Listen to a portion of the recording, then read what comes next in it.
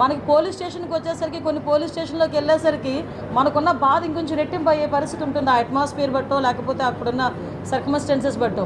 కానీ ఇక్కడికి వచ్చేసరికి నాకు ఒక కార్పొరేట్ ఆఫీస్లోకి వచ్చినంత ఫీలింగ్ కలిగింది. దట్స్ వై నేను అంత అప్రిషియేట్ చేస్తున్నాను.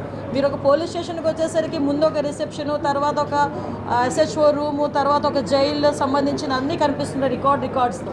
కానీ ఇక్కడికి వచ్చేసరికి ఎవ్రీ టైంలో అంటే అక్కడే ఏఎస్ఐ కూర్చుంటారు, అక్కడే హెచ్సి కూర్చుంటారు, అక్కడే కానిస్టేబుల్ కూర్చుంటారు. ఇవన్నీ జరిగే పరిస్థితి నుంచి ఈరోజు సపరేట్గా దీనికి ఈ బిల్డింగ్లో హార్డ్లీ నేను ఇప్పుడే చూస్తున్నా 320 గజాల్లో దగ్గర 2,50,00,000 రూపాయలు పెట్టి ఒక beautiful building, beautiful police station కట్టారు.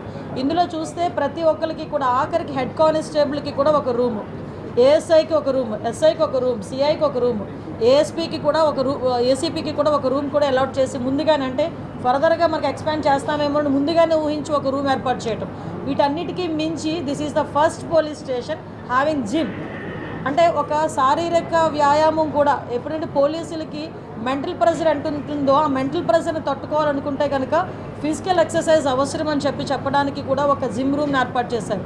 ఎస్పెషల్లీ ఆ ప్రెషర్ని తట్టుకోవడానికి ఒక యోగా రూమ్ ఏర్పాటు చేశారు. ఇంకో బ్యూటిఫుల్ థింగ్ ఏంటంటే వచ్చిన వాళ్ళు ఎవరైనా ఉమెన్కి సంబంధించి రిలేటెడ్ ఇష్యూస్లో వస్తే ఆ పిల్లలకి ఆడుకోవడానికి ఒక జోన్, ప్లేయింగ్ జోన్ కూడా ఏర్పాటు చేశారు.